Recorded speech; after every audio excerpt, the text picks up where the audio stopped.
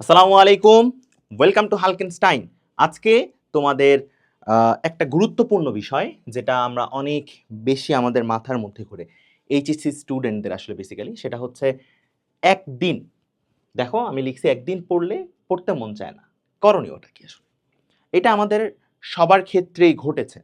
ঠিক আছে?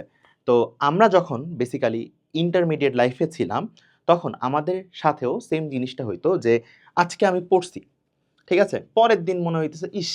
আজকে আমি অনেক বেশি পড়ে ফেলছি বা গতকালকে আমি অনেক পড়ছি, আজকে একটু রেস্ট নেই, আজকে একটু থাক।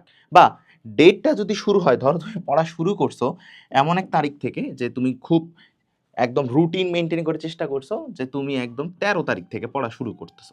সে টু সে। এর আগে তুমি সব হেলায় ফেলায় সময় নষ্ট করছো। তুমি ধরলাম যে তুমি ভাঙা মাস থেকে শুরু করছো বা ধরো তুমি ৭ তারিখ থেকে শুরু করতেছো এরকম একটা ডেট থেকে। তখন একদিন পড়ার পর খুব ইফোর্ট দিলা, ২ দিন পড়ার পর ইফোর্ট দিলা। তারপর মনে হয় ধরো যে ৭-৮ তারিখ পড়ছি, আচ্ছা, ইস! কালকে তো রুটিন বানাইলাম, আজকে পড়ে তো ফাটায় ফেলতেছি। তাহলে একদিন রেস্ট নেই। হ্যাঁ, রেস্ট কবে নিলা? তুমি ৯ তারিখ রেস্ট নিলা। এখন তুমি চিন্তা করতেছো একদিন রেস্ট নিলাম, তাহলে ১০ তারিখ শুরু করি। ১০ তারিখে তুমি চলে আসলা। এই ১০ তারিখে আসে দেখতেছো তোমার তো অনেক কাজ পড়ে গেছে। ঠিক আছে? তোমার তো লাইফে কাজের অভাব নাই।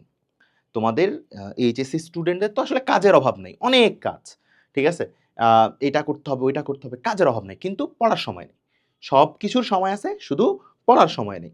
এইভাবে দেখতেছো তোমার ১২-১৩ তারিখও চলে গেছে। এখন তোমার টার্গেট হইতেছে ১৫ তারিখ থেকে আমি পড়ব। কবে থেকে? ১৫ তারিখ থেকে।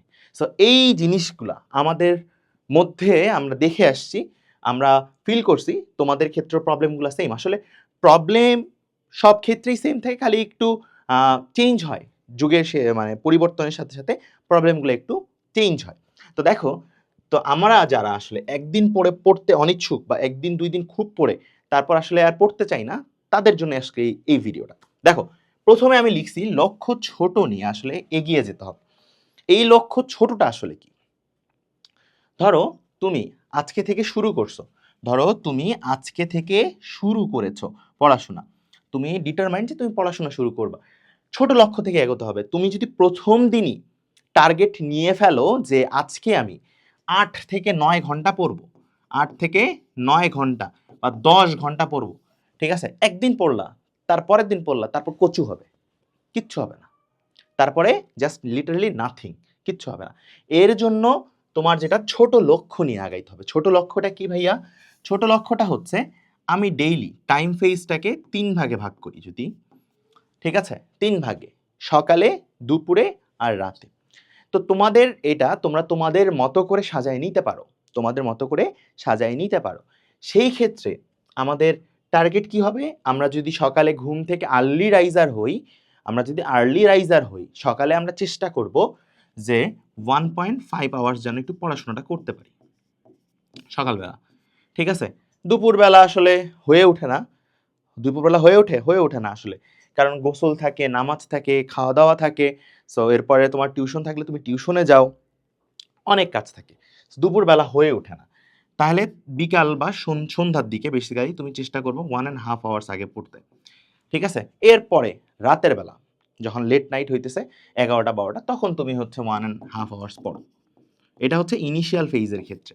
এটা একদম যখন তুমি শুরু করতেছো তখন। চলো আমি তোমাদের কাছে একটা গল্প শুনাই। সেই গল্পটা হচ্ছে আমি যখন ইন্টারমিডিয়েট লাইফে আসলে ছিলাম, ইন্টারমিডিয়েট লাইফে আমার সকালে প্রাইভেট ছিল ২ টা। তোমরা হয়তো আনাস ভাইয়ের কাছে শুনবা সালাম স্যারের কথা।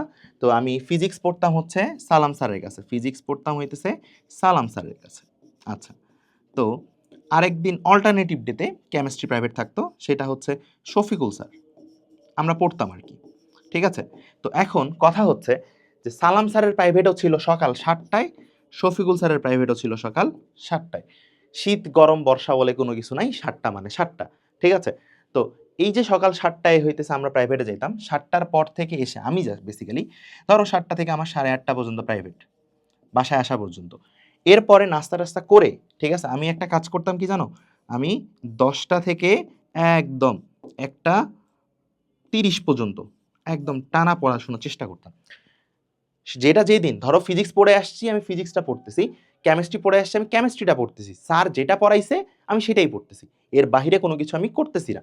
তো আমার ধৈর্য ছিল এতক্ষণ। তো তোমার যদি ধৈর্য না থাকে চেষ্টা করবা, এই যে আমি বলছি 1.5 আওয়ার্স এটা যেন মাস্ট থাকে।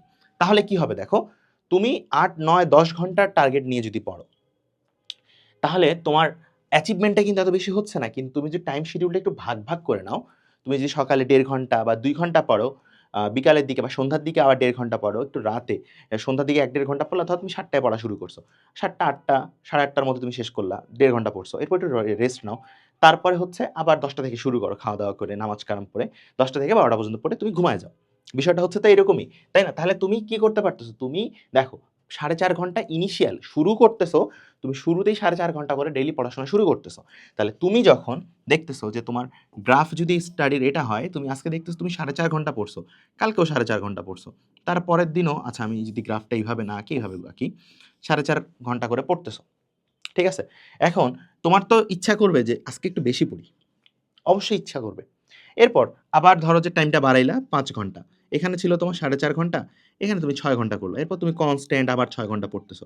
এরপর আরেকটু বাড়াইলা। এরপর আবার পড়তেছো। এইভাবে হইলে কি তোমার কনসিস্টেন্সিটা মেইনটেইন হইতেছে। কনসিস্টেন্সিটা কি হচ্ছে? মেইনটেইন হইতেছে। তাহলে ছোট লক্ষ্য নিয়ে আগাইতে হবে। আমি অল্প সময় পড়বো, যা পড়বো ইফেক্টিভলি পড়বো। ঠিক আছে? যা পড়বো ইফেক্টিভলি পড়বো।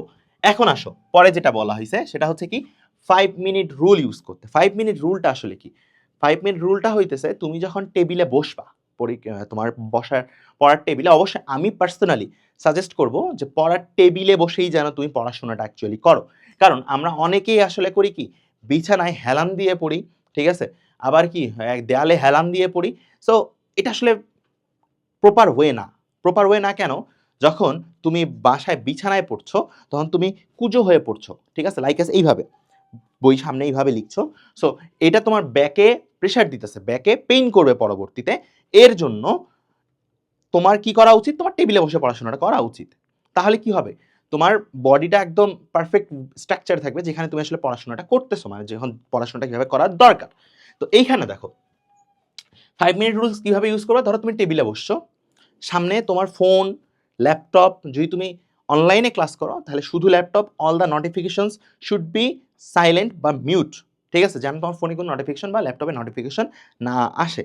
ধরো তোমার হোয়াটসঅ্যাপটা ল্যাপটপের সাথে কানেক্ট করা আছে, ফেসবুকটা কানেক্ট করা আছে, সো দয়া করে লগ আউট করবা, হোয়াটসঅ্যাপটাকে করে দিবা, রিমুভ করবা এই ব্রাউজার থেকে। তারপর তুমি পড়তে বসছো, যদি অনলাইনে পড়ো বা ক্লাস যদি দেখো রেকর্ডেড ক্লাসগুলো আমাদের, তাহলে তুমি কি করতেছো? ল্যাপটপে বসতেছো বা স্ক্রিন সামনে রাখছো। যদি না বসো, পড়ার টেবিলে বসছো, বসে জাস্ট রব্বি জিদনি ইলমা, রব্বি জিদনি ইলমা, রব্বি জিদনি ইলমা বললা, বিসমিল্লাহ করে শুরু করো। শুরু যে করলা, এখন মাথার মধ্যে কোনো কিচ্ছু রাখা যাবে না। জাস্ট তোমার টার্গেট থাকবে যে আমি প্রথম 5টা মিনিট একটু মনোযোগ দিয়ে পড়বো। এই 5 মিনিট যখন তুমি ফুল ফোকাসটা দিতে শুরু করবা, তখন তোমার ব্রেইন আসলে অটোমেটিক্যালি আদার্স সবকিছু ভুলে ওই সময়টাতে দেখবা যে দীর্ঘায়িত করার চেষ্টা করবে। দীর্ঘায়িত করার চেষ্টা করবে। অর্থাৎ তোমার এখানে ফোকাসটা জরুরি। 5 মিনিট রুল যেটা বলছে, এখানে তোমার ফোকাসটা জরুরি। কি জরুরি ভাইয়া? এখানে তোমার ফোকাসটা ইম্পর্টেন্ট। ঠিক আছে?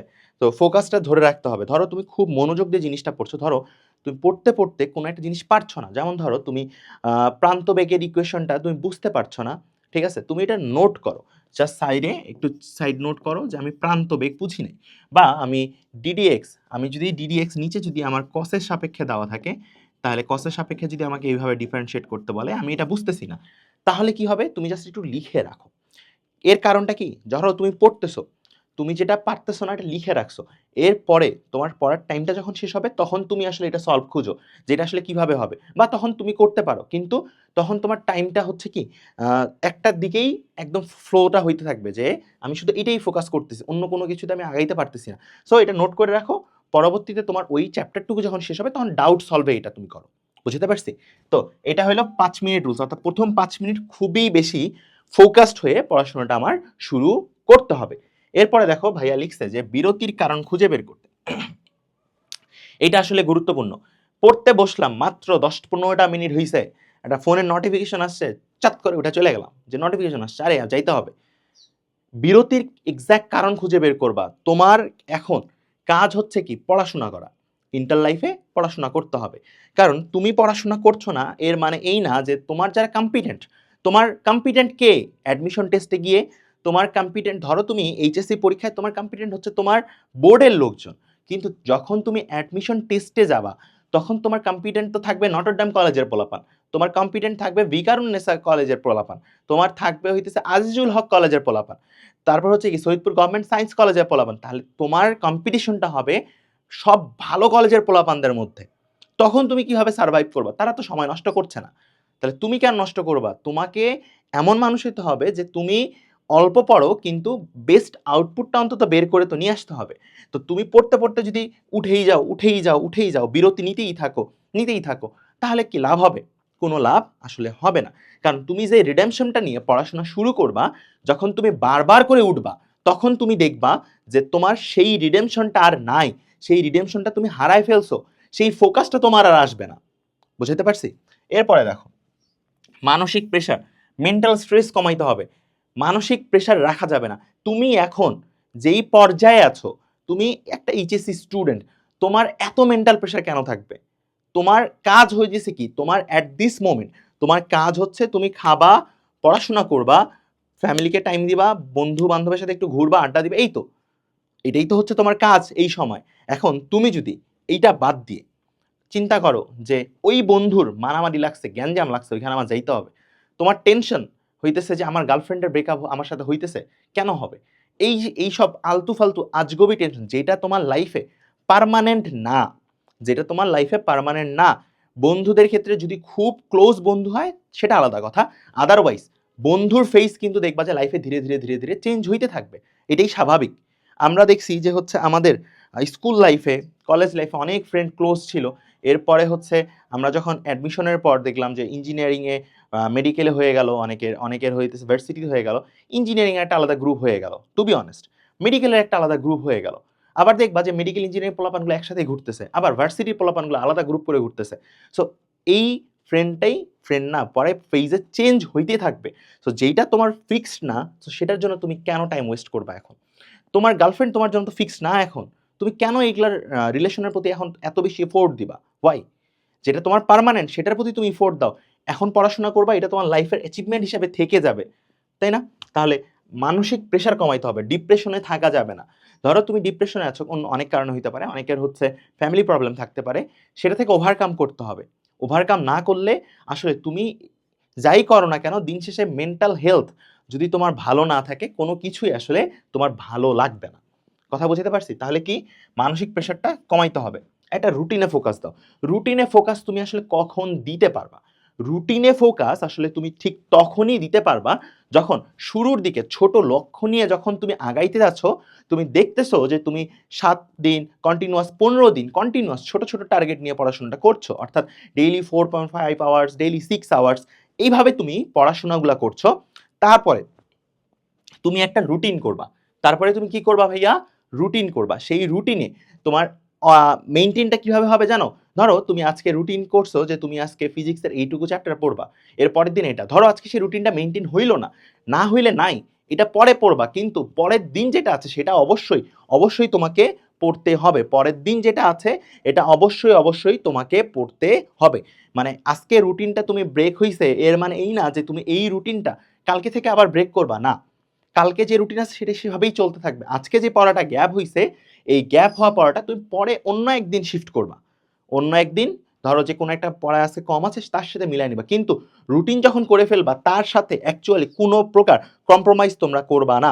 এরপরে দেখো যে নিজের শরীরের অবস্থা ঠিক রাখতে হবে। কারণ কি, ধরো আমি সারাদিন শুধু খাই, আমি এত ওবেইজ হয়ে গেছি যে পড়তে বসলে আমার ঝিমানি চলে আসে, পড়তে বসলে আমার ঘুম চলে আসে, বইয়ের পৃষ্ঠাগুলা যদি আমি দেখি, বইয়ের অক্ষরগুলা যদি দেখি, আমার ঘুম চলে আসে। কিন্তু আমি সেম ভাবে যখন ফোনে স্ক্রল করতেছি তখন কিন্তু আমার ঠিক ঘুম আসছে না, কিন্তু আমি বইয়ের পাতা যখন দেখব তখন আমার ঘুম আসতেছে।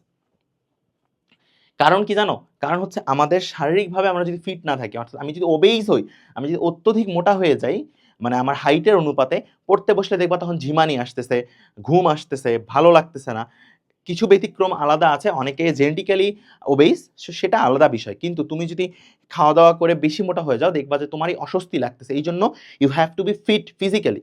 ফিট বলতে যে তোমার মডারেট ওয়েট মেনটেন করো, যখন তুমি বডিকে একদম কি রাখতে পারবা, চাঙ্গা রাখতে পারো একদম ট্রু ভাষা একদম অনেস্ট একদম আমাদের লোকাল ভাষায় চাঙ্গা রাখতে পারবা, যে একদম এনার্জেটিক ফুল এনার্জেটিকভাবে তুমি সব কিছু করতে পারবা। তোমার শরীর ফিট থাকতে হবে, এর জন্য প্রচুর পরিমাণ কী করতে হবে, বিকালবেলা ধরো তুমি একটু ফ্রেন্ডদের সাথে ফুটবল খেলো।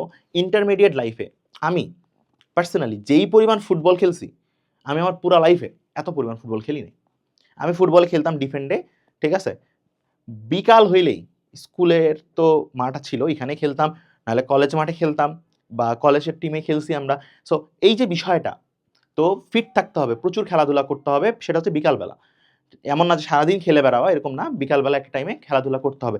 অর্থাৎ শরীর যখন তোমার ফিট থাকবে, তখন তোমার মানসিক প্রেশারটাও রিলিফ হবে। মানসিক প্রেশার রিলিফ করার অন্যতম মাধ্যম হচ্ছে কি বলে, মাঠে গিয়ে একটু খেলাধুলা করা, দৌড়ঝাঁপ করা।